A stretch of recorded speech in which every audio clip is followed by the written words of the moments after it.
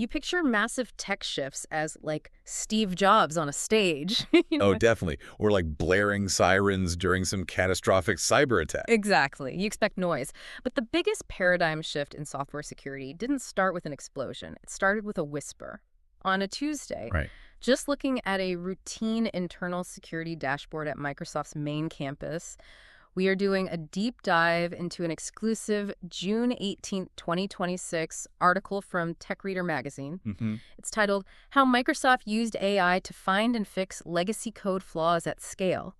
And our mission for you today is exploring a massive shift in how our entire digital world is maintained. It's a huge paradigm shift. Yeah, and the opening scene of this report just sets the stage perfectly. An engineer notices the numbers ticking up on a dashboard, someone rolls a chair closer. Just another Tuesday. Right, and then the CTO walks in with his morning coffee, expects a routine briefing, sees this giant wall of findings, and just stops mid-sip. Oh, wow. Because what they're looking at is the foundation of the software you use every single day, and it's like the system just woke up. The stakes here really are astronomically high. And we aren't talking about a new developer tool finding a few missing semicolons, Right, or like minor bugs in a standalone smartphone app. No, not at all.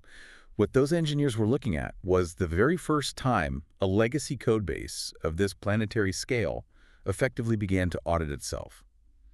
The machine was, well, it was looking in the mirror, and it was showing the human engineers a reflection they had never been capable of seeing before. Okay, let's unpack this.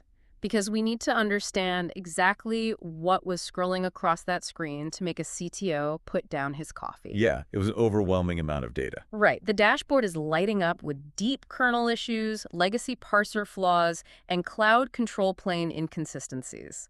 And before we go further, we should probably ground those terms so we know what's actually at risk here. That's a good idea. So the kernel is essentially the brainstem of the operating system. It dictates how the hardware talks to the software. And a legacy parser flaw is basically a vulnerability in the part of the software that reads and translates incoming data. Right, meaning a bad actor could feed it a maliciously crafted file and trick the system into handing over the keys. Yeah, which is terrifying. And then the cloud control plane is like the traffic cop routing data across thousands of servers. If any of those crack, it's a very bad day. A catastrophically bad day. And the dashboard is surfacing dozens of these critical vulnerabilities at warp speed, all discovered by MDAH, which is Microsoft's internal swarm of AI agents, and OpenAI Codebase scanners. The initial reaction from the staff in the room tells you everything you need to know about the gravity of those alerts. Totally. So you have one senior staffer just blinking in disbelief, saying, there is no way we missed all this. That was my immediate thought reading that section. Wait a minute, you're Microsoft. You employ some of the smartest, most highly compensated software engineers on the planet. Yeah, you'd think they'd catch it. Right. Human engineers use static analysis tools all the time to scan for bugs. So what makes this swarm of AI agents different from just hitting Shirl plus F on a massive scale across the code base? How does a tech giant just miss dozens of deep kernel flaws for 20 years? What's fascinating here is that the human engineers didn't actually fail. It is entirely a matter of mechanical capacity. Oh, really? Yeah, the senior engineer in that room eventually exhales and realizes the truth. They didn't miss it. They just never had the tools to see it. Okay, so it's a tool issue, not a skill issue. Exactly. To understand the difference between hitting Shirl plus F, like you put it, and what MDAH does, you have to look at human working memory versus machine scanning. Static analysis is, well, it's like a spell checker. It finds the typos. Right. It looks for known patterns of bad code. It flags things that are obviously misspelled. But it doesn't understand the plot of the book. Oh, I see. It doesn't know if the character who died in Chapter 3 is somehow suddenly speaking in Chapter 10. That is a brilliant way to phrase it. Human engineers are incredible at logic, at designing new features and solving bounded problems. Right. But a human brain can only hold so many variables at once. An engineer looks at a specific module of code, maybe a few thousand lines, and tries to keep the logic of that module in their head. Which is hard enough on its own. Oh, absolutely. But these AI agents don't have human cognitive bottlenecks. They aren't just looking for typos. They are building massive syntax trees. They trace execution paths and variables through 10,000 layers of dependencies across 20 years of legacy code, all simultaneously. They understand the context of the code, not just the syntax. Which naturally brings us to the sheer reality of the code base itself. The source describes Microsoft's codebase as a living fossil, which is an incredibly evocative term. It really is. A living fossil implies both ancient history and active current biology. Yeah, because you have layers of history, architecture, and assumptions stretching all the way back to the 1990s. Right. Windows and Azure are not static artifacts sitting in a museum. They are breathing systems running global infrastructure today. But built on dial-up internet-era decisions. It's And the that. terrifying reality the article highlights is that no single person understands all of it. No one. No single team or entire division understands the complete interconnected system. I was trying to visualize this, and it's less like examining a machine and more like navigating a city. Oh, I like that comparison. Yeah, like a human engineer navigating that city is using a paper map from 1998. They can see their immediate neighborhood. They know how to get from their house to the grocery store. Right. But these AI agents act like a live, omnipresent GPS system that simultaneously calculates every traffic jam, roadblock, and detour across the entire country. The AI can see that a bridge built in 1995 for a dial-up networking module is actively failing under the weight of a 2026 AI Copilot integration. That GPS analogy captures the conceptual shift perfectly. For decades, legacy code bases of this size were treated as terrifying, untouchable monoliths. Right, like do not touch the dark corners if you don't absolutely have to. Exactly, because you don't know what might break. The prevailing wisdom was, if it isn't completely broken, do not attempt to fix it. Makes sense from a risk perspective. But the introduction of these AI scanners changed the code base from an untouchable monolith into a landscape that can be mapped, scanned, and explored recursively. Because the AI agents are entirely tireless, they don't get bored. Never. If a human engineer is hunting for a complex bug and doesn't find it after a 3-week sprint cycle, the funding for that specific hunt just runs out. They document what they can and move on to the next product feature. Right, they stop at good enough. But the reasoning systems running MDAAS never stop. This raises an important question. If these machines are relentlessly unearthing decades of hidden architectural flaws and dumping them onto a dashboard, how do the human engineers possibly manage this sudden, overwhelming mapping of their own history without drowning in the data? Yeah, because knowing about 1,000 critical zero-day vulnerabilities is almost worse than not knowing. Oh, absolutely. Especially if you lack the mechanical capacity to fix them before someone else exploits them. That is the ultimate operational bottleneck. The discovery phase is totally useless and an immense liability without an industrialized system of repair. The article details how they handled this without halting all new business and basically breaking the company. They established a relentless new rhythm. The loop is described simply as find, fix, over and over again. Just a constant engine of repair. Exactly. And to survive this deluge of data, Microsoft had to coordinate 3 distinct human groups. Let's dig into these groups, starting with the Tiger teams. The Tiger teams are essentially elite historians crossed with first responders. That sounds intense. It is. They are assigned to handle the strangest, most ancient bugs buried deep within the kernel. The source specifically notes that this work requires archaeological patience. Right. You give these assignments to the veterans who understand why a bizarre, seemingly illogical decision was made in 1998 just to save 3 kilobytes of RAM. So, if the AI points out that a memory allocation from 1998 is incredibly inefficient and flags it as a vulnerability, the AI might suggest a modern, streamlined fix. But the Tiger team knows that if they apply that perfect fix, the cascading memory failures will crash every virtual machine relying on that ancient architecture. The AI sees the inefficiency, but the Tiger team sees the load-bearing pillar.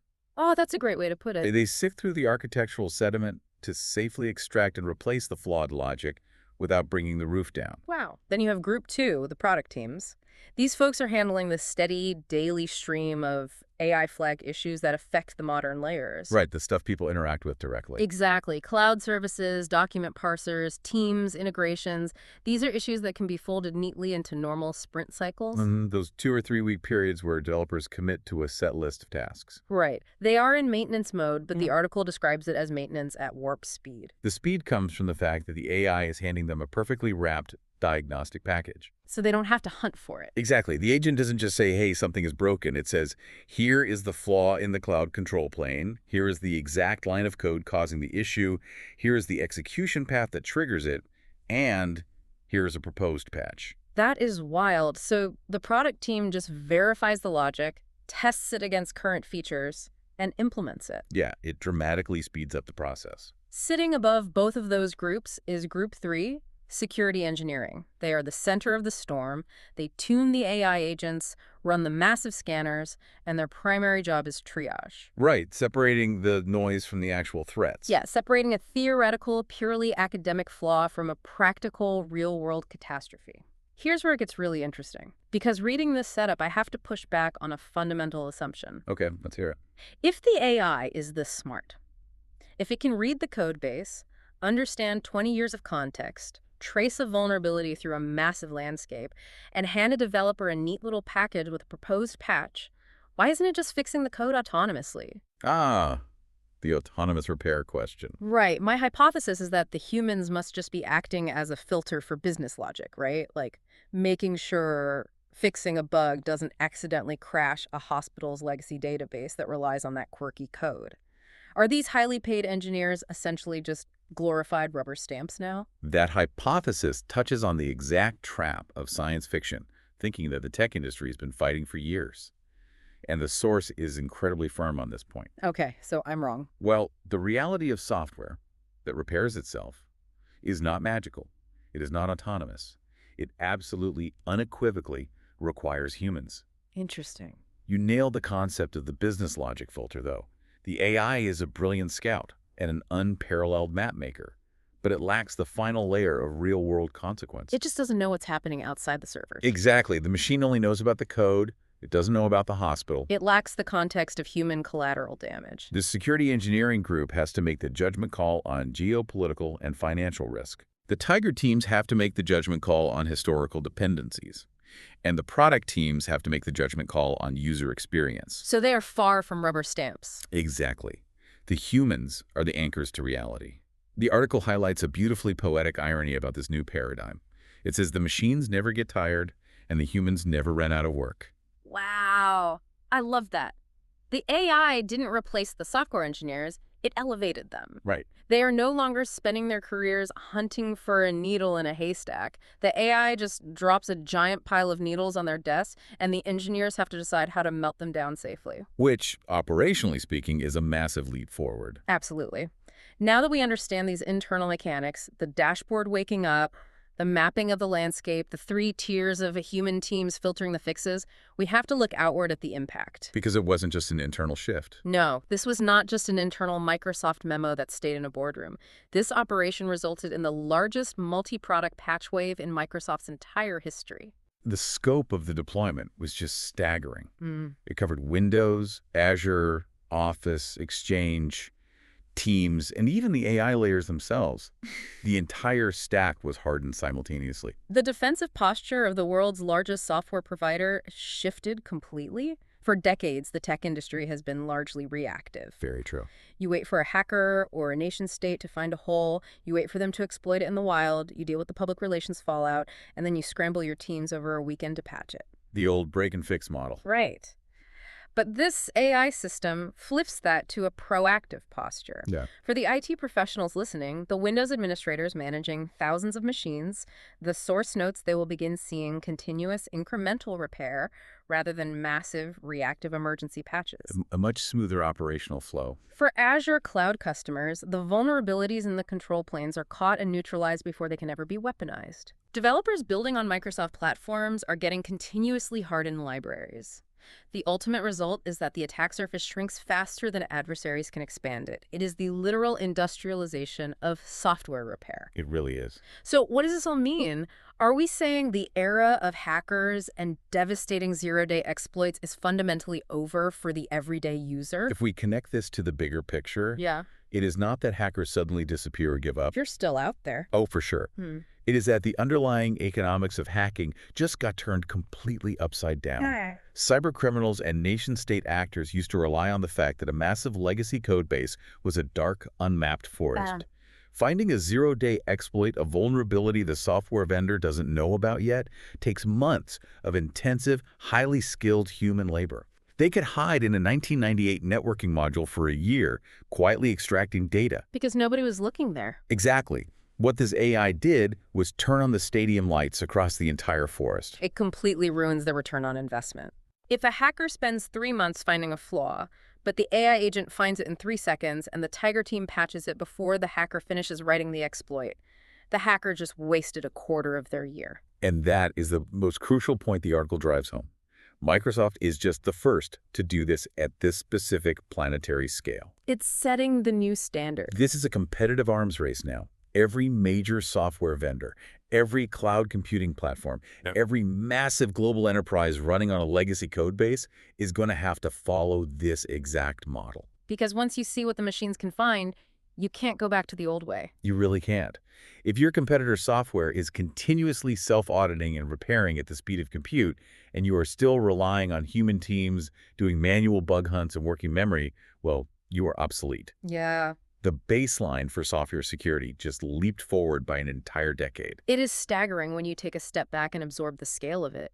The future of software maintenance, the safety of our banking apps, the security of our hospital records and our power grids. Everything we rely on. Everything. The arrival of that incredibly secure future wasn't a massive public announcement. It didn't come with confetti or a keynote speech. No. It came quietly on a Tuesday on an internal dashboard with a CTO putting down a cup of coffee and a whispered, "Wow." The realization that the invisible code we all depend on is now continuously understood, mapped, and improved by systems that simply do not sleep. So to everyone listening, I want you to think about this the next time you open your laptop or check your phone. The digital foundation right beneath your feet, the operating system you might literally be listening to this deep dive on, the cloud servers currently routing this audio to your device. It is actively being cleaned, mapped, and repaired by tireless digital agents right now. As you listen, the terrifying, untouchable monolith has finally become a landscape. It's an incredible thought.